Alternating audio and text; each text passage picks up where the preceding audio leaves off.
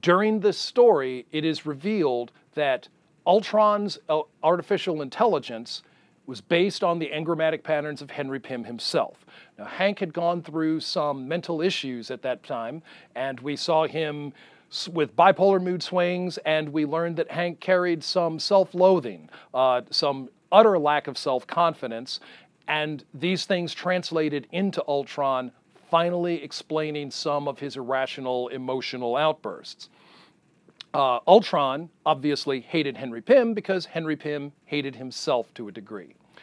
Ultron also had a fascination with creating a family for himself. Although his attempt to create a son resulted in the Vision, who turned on him, his attempt to create a bride resulted in Jocasta, who turned on him, he attempted to use the engrammatic patterns of Mockingbird, Hawkeye's deceased ex-wife at that time.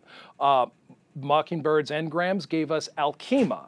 Alkema also turned on Ultron, but she was also an opponent of the Avengers, so she didn't do the complete face turn that Jocasta and the Vision had done before her.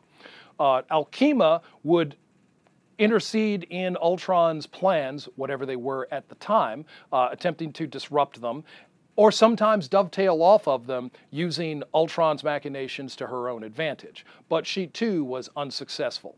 Ultron was defeated by Hank Pym wielding Antarctic vibranium, the anti-metal vibranium that causes metal to break down at the molecular level. It was suggested by Vance Astrovic, Justice, previously of the New Warriors, that Antarctic vibranium had never been tested against adamantium, so no one knew.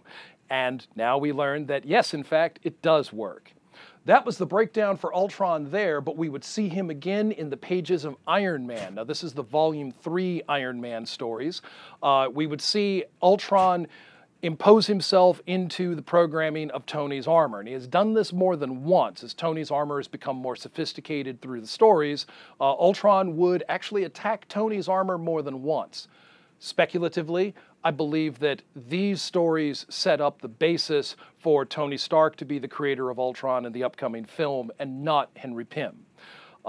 There is a real comic tie there. It's just a little bit less linear, a little less direct than what the films would show us. In any event, I'm sure the Marvel Cinematic presentation will be amazing.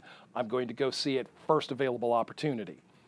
Getting back on track, after purging the Ultron persona from his armor, we would see Ultron again, this time in the pages of the Mighty Avengers. Ultron attempted to create a body for himself that actually resembled the Wasp and had kind of a metallic skin covering. Ultron was defeated by the Avengers, particularly by Ares, god of war, who had joined the team at that time. Ultron found his way into deep space, where he was taken by the Phalanx, recreated, given a body, and leading the Phalanx, the techno-organic people, in their attack on the Kree defensive spire. The situation got so desperate that it became necessary to put together a Dirty Dozen team composed of Peter Quill, Rocket Raccoon, Groot, and several other characters. The nexus of these characters would become the Guardians of the Galaxy. So if you're interested in the Guardians, you'll want to pick up Annihilation Conquest Star-Lord, the 4 issues, and that shows them leading the fight against the Phalanx. Ultron is eventually defeated at the conclusion of the Annihilation Conquest storyline, primarily by the new character introduced who was called Wraith, and Quasar, Phyla-Vell, the female Quasar. It's a good series. I strenuously recommend picking it up.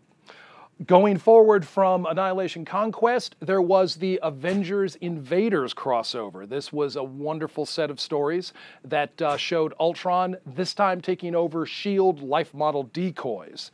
As that plot, of course, fails, we come back to the Avengers again, this time the 4th volume of the Avengers, the first 6 issues.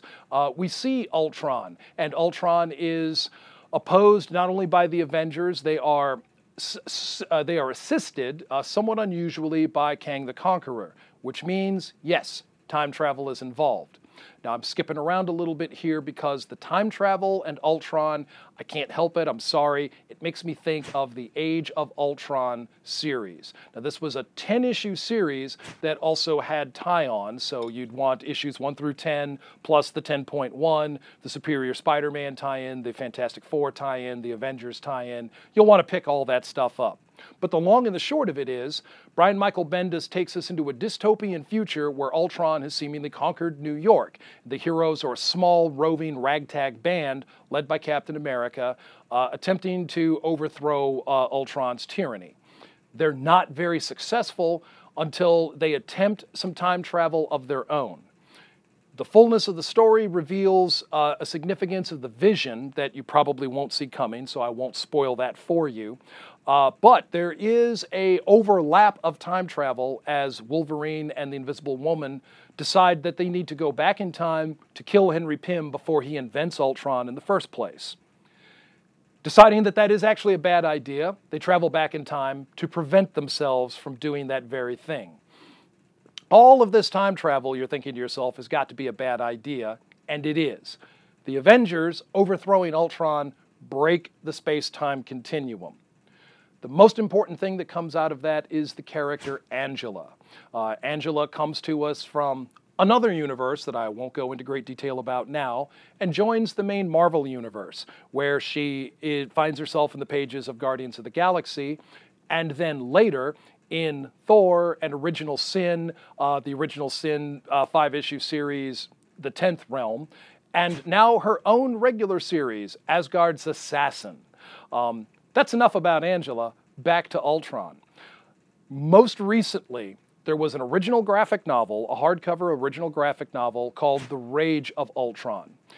Most of this story gives us some deep insight into Henry Pym and his psychology and his feelings about Ultron, and some pretty good discussion between Henry Pym and the Vision on the status of artificial beings and whether or not they have rights to life.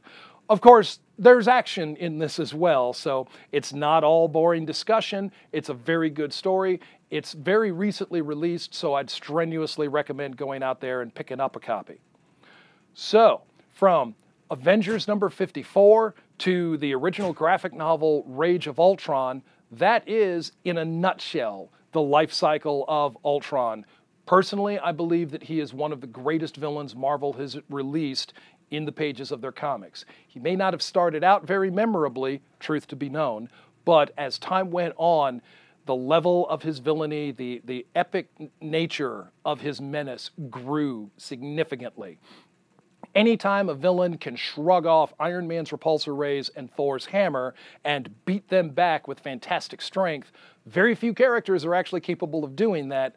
One of them is Thanos. So if that's the kind of platform Ultron is on, I'm so looking forward to this film.